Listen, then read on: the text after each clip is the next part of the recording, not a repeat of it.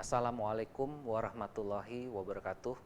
Salam sejahtera bagi kita semua. Shalom, Om Swastiastu, Namo Buddhaya, salam kebajikan, Rahayu. Yang kami hormati Ketua Umum Association of Hospitality Leaders Indonesia atau AHLI, Bapak I Getut Subawa, beserta seluruh jajaran ahli dan para hadirin yang hadir pada kesempatan ini dalam rangka Rembuk Kebangsaan Pariwisata Indonesia yang mengangkat tema tentang soliditas antar stakeholders pariwisata untuk pulih lebih cepat, bangkit lebih kuat. Bapak dan Ibu yang kami hormati, saya selaku Ketua Umum Gabungan Industri Pariwisata Indonesia berterima kasih atas undangan untuk dapat turut memberikan sumbang saran dalam Rembuk Nasional ini. Dan kami juga mohon maaf tidak bisa hadir secara offline, dan mudah-mudahan kehadiran saya secara virtual ini dapat turut memberikan warna dari Rembuk Nasional ini. Bapak dan Ibu yang kami hormati, sebagaimana kita ketahui bahwa kondisi pandemik COVID-19 ini betul-betul telah membuat kondisi sektor pariwisata, sektor hospitality menjadi sektor yang paling terdampak secara luas dan secara dalam, dan tidak mudah untuk memulihkan sektor ini dalam waktu yang singkat. Hari ini kita masih pada kondisi yang kalau kita referensikan dengan kondisi tahun 2019, kita baru mencapai tahap kurang lebih sekitar 60% dibandingkan dengan sebelum pandemi. Tentu kondisi ini menjadi tantangan kita bersama. Dan saat ini pula kita dihadapi krisis yang lain atau potensi krisis yang lain, yaitu yang diakibatkan oleh geopolitik dunia. Perang Ukraina dengan Rusia, ketegangan Cina dengan Taiwan, dan juga perubahan iklim membuat kondisi kita menjadi masih dalam tekanan. Harga bahan pangan, harga tiket pesawat karena adanya permasalahan dengan energi dunia mengakibatkan biaya untuk perjalanan dan juga upaya-upaya untuk melakukan pemulihan ekonomi menjadi lebih lambat. Bapak dan Ibu sekalian yang kami hormati, kami melihat bahwa kondisi ini adalah kondisi yang bukan sesuatu yang menjadikan kita patah semangat atau menjadikan kita kendor di dalam mengupayakan pemulihan pariwisata kita. Kami meyakini bahwa Indonesia mempunyai keunggulan dibandingkan negara lain karena penggerak ekonomi Indonesia terutama adalah konsumsi rumah tangga yang mendominasi sampai dengan 55%. Jadi Indonesia mempunyai perbedaan dengan negara lain karena kita tidak terkoneksi secara penuh dalam perdagangan dunia.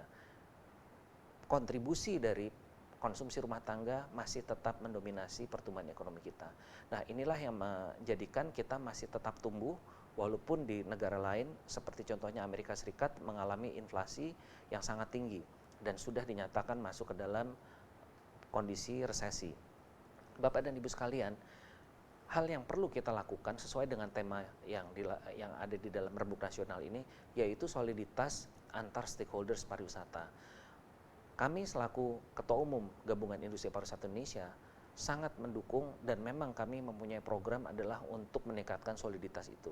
Soliditas di sini adalah melakukan program secara bersama-sama. Kita harus menempatkan pariwisata itu adalah suatu ekosistem besar yang harus kita kerjakan bersama-sama. Tidak mungkin masing-masing sektor itu berjalan sendiri-sendiri. Dengan kita melakukan soliditas bersama, dengan melakukan kerjasama bersama, maka kita dapat menyusun program kerja yang melibatkan seluruh stakeholders dan pada akhirnya akan mendorong masyarakat untuk tetap melakukan kegiatan yang berkaitan dengan pariwisata. Sebagai contoh di sini misalnya bagaimana kita bisa menghasilkan kolaborasi antara Perhimpunan Hotel dan Restoran Indonesia dengan INAKA, yaitu asosiasi yang terkait dengan penerbangan, dan juga dengan asosiasi-asosiasi yang terkait dengan destinasi, misalnya dengan Putri, dengan Arki dan sebagainya. Dan tentunya juga kita berkolaborasi dengan para penyedia jasa layanan pariwisata seperti Himpunan Pramuwisata Indonesia, seperti rekan-rekan profesi lainnya, dan juga penyedia destinasi wisata seperti contohnya adalah desa wisata. Nah, hal ini yang perlu kita pikirkan bersama sehingga kita tetap bisa bergerak, kita tetap bisa melakukan upaya-upaya supaya pariwisata kita tidak drop lagi atau menjadi terimbas lagi dengan kondisi ini. Bapak dan Ibu sekalian, berdasarkan pengalaman kami selama ini sebagai pengusaha, maka kami boleh sampaikan bahwa sebetulnya yang paling berat adalah kondisi tekanan pada saat pandemi COVID-19. Itu adalah yang terberat sebetulnya. Jadi kalau sekarang kita menghadapi kondisi resesi, kondisi tekanan ekonomi, insya Allah kita akan bisa melaluinya.